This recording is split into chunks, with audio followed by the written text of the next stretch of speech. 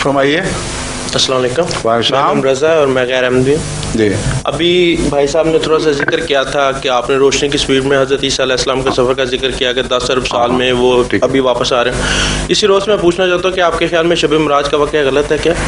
شب معراج کا واقعہ جو ہے اگر یہ مراد ہے کہ رسول اللہ علیہ وسلم نے جسمانی طور پر سفر کیا تھا تو بالکل غلط ہے.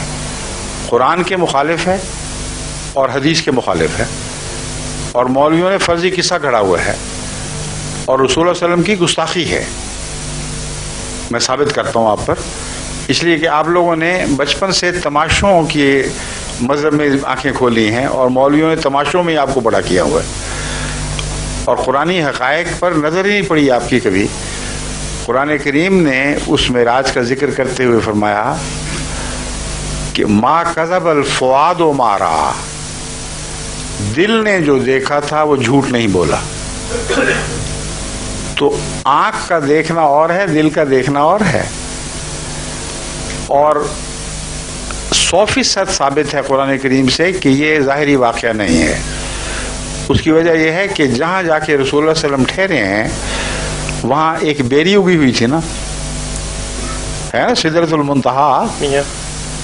تو آپ ذرا سا غور کر کے دیکھیں کہ وہ اکیلی بیری اس حد پر کیا کر رہی ہے فضا میں اگی ہوئی. سوری، اس سے پہلے ایک سوال صحابہ کرام نے کیا کہ ان کا سفر جو کسی ایسی گھوڑے سواری پہ تھا جو جہاں تک نظر میں بات میں آتا ہوں اس طرف. پہلے میری بات سن لیں غور سے، یہ آپ کو سمجھانے کی خاطر بات کر رہا ہوں. آپ اس بات کو بھی سن لیں، پھر مولویوں سے دوبارہ جتنی دفعہ مرضی سن لیں. اگر آپ خدا کا خوف کر کے فیصلہ کریں گے تو آپ لازماً مانیں گے کہ میں درست کہہ رہا ہوں. قرآن کا حوالہ دے رہا ہوں، پہلے غور سے سنیں. قرآن کریم نے فرمایا ہے کہ پھر سدرۃ المنتہا پر آپ کی خدا سے ملاقات ہوئی. ٹھیک ہے نا؟ وہ بیری اس سرحد پر پہنچی ہوئی تھی اور جبرائیل اس سے پہلے رک گئے تھے. تو بیری رسول اللہ علیہ وسلم سے بھی آگے وہاں کھڑی تھی. کیا آپ عقلاً سوچ سکتے ہیں کہ اس کائنات کے کنارے پر ایک بیری پڑی ہوئی ہے، لگی ہوئی ہے، اور اس سے پرے خدا بیٹھا ہوا ہے؟ یہ عقل کے خلاف ہے. اگر یہ آپ بات مان لیں گے تو خدا ہی ہاتھ سے جائے گا، کیونکہ خدا جسمانی نہیں ہے. اگر جسمانی ہو تو پھر وہ اس سے پرے بیٹھا ہوا ہوگا.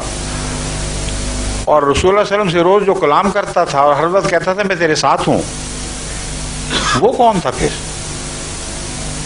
اور وہ کون تھا جس نے کہا اسرا بعبدہ لیلا من المسجد الحرام الی المسجد الاقصی،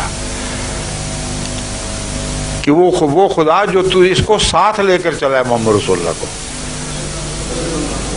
تو وہ خدا تو ہر وقت ساتھ تھا.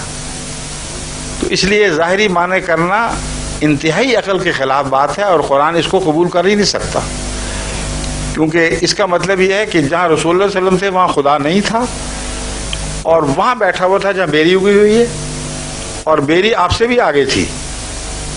اور مخلوق میں سے ایک چیز بیری ہے جو نعوذ باللہ کائنات کے مقصد اعلیٰ محمد رسول اللہ سے بھی آگے بیٹھی ہوئی ہے وہاں. اگر آپ اس کو اس طرح ظاہر پر محمول کرتے ہیں تو دین دنیا کا کچھ بھی باقی نہیں رہتا. اور اگر آپ اس کا معنی پڑھنا شروع کریں تو حدیثوں میں اس کے معنوں کی وضاحت موجود ہے.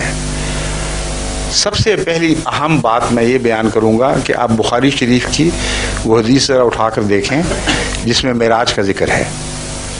اس کے آخر پر کیا لکھا ہوا ہے؟ لکھا ہوا ہے جب رسول اللہ علیہ وسلم کا معراج کا سفر مکمل ہوا ثم استيقظ، پھر آپ کی آنکھ کھل گئی. یہ کیوں نہیں لکھا کہ واپس آ گئے؟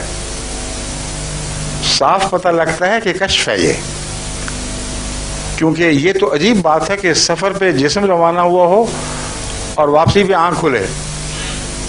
تو صاف لگ رہا ہے کہ قرآن کریم نے جس کشف کا ذکر فرمایا ہے وہ روحانی کشف ہے.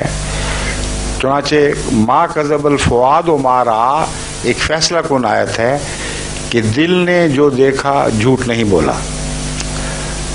اب واقعات کو آپ غور سے سنیں، پھر احمدی تشریح بھی سن لیں اور دوسری غیر احمدی تشریح بھی سن لیں، پھر فیصلہ خود کر لیں. ہمارے نزدیک کائنات کا خدا کسی ایک سمت میں نہیں ہے. قرآن فرماتا ہے فَأَيْنَمَا وَتَوَلُّوا فَثَمَّ وَجْهُ اللَّهِ، تم جس طرف بھی منہ کرو گے وہیں اسی طرف خدا ہے۔ تو یکجہتی خدا صرف مولوی کے دماغ کا خدا ہے، قرآن کا خدا ہر سمت میں ہے، اور اس مضمون کی آیات اور بھی ہیں اور کثرت سے ہیں جو بتاتے ہیں کہ ہر جگہ ہر وقت ہمہ طرف خدا موجود ہے، اور اس کے وجود سے کوئی جگہ خالی نہیں۔ تو ایک سمت میں خدا کا عرش ہونا اور باقی سمتوں کا اس سے خالی ہو جانا، یہ ایک نہایت لغو خیال ہے جو ایک جاہل انسان رکھ سکتا ہے، صاحب عرفان آدمی سوچ بھی نہیں سکتا ایسی بات۔ دوسری بات یہ کہ بیری سے کیا مراد ہے؟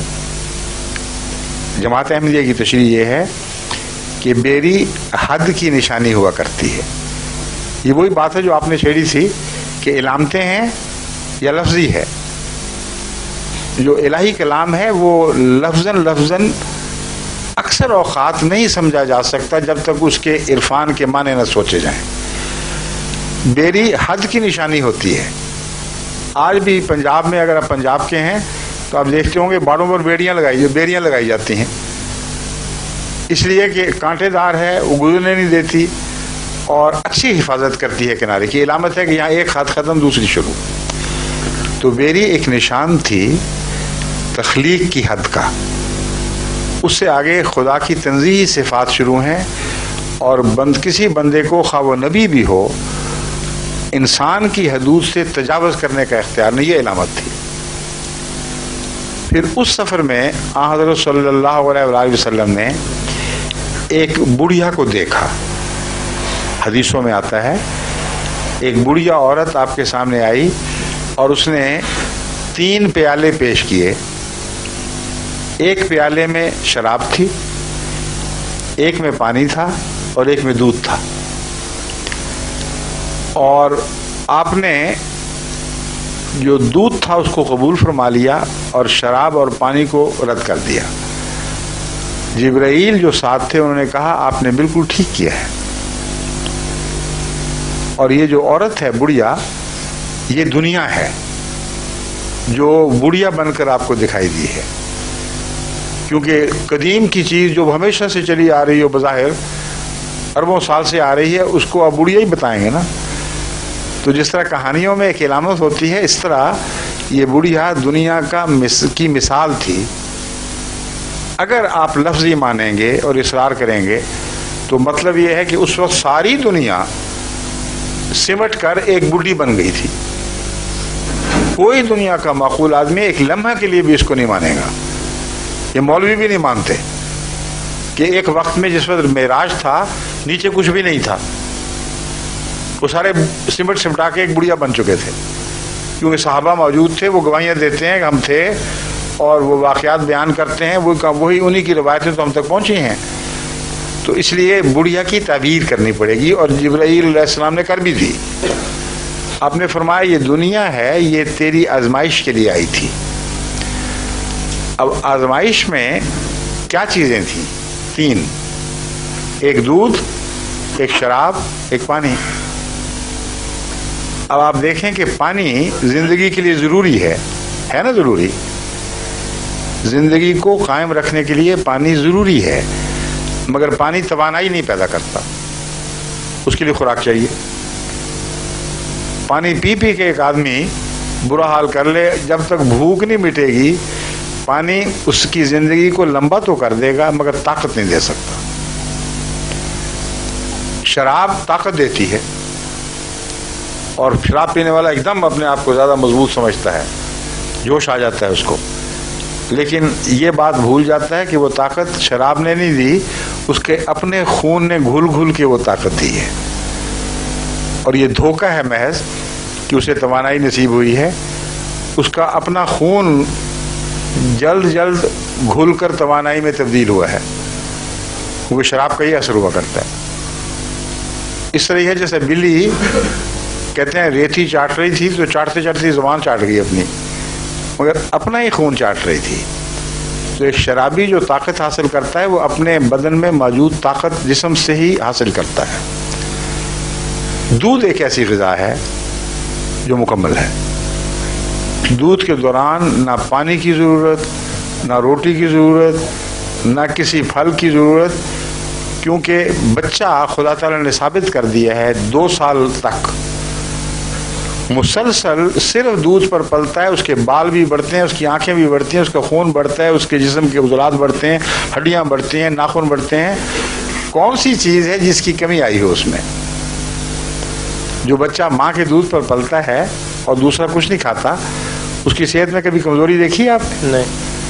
تو یہ پیغام ہے، پیغام یہ ہے کہ محمد رسول اللہ کی شریعت کامل ہے، ایسی کامل شریعت ہے کہ اس کے بعد کسی اور شریعت کی طرف منہ کرنے کی ضرورت نہیں ہے۔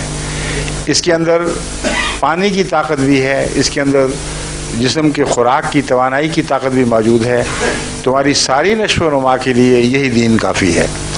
تو ہم جو معنی کرتے ہیں، ہم تو رسول اللہ علیہ وسلم کی شان کو اب ان معنوں میں اور بڑھتا ہوا دیکھتے ہیں۔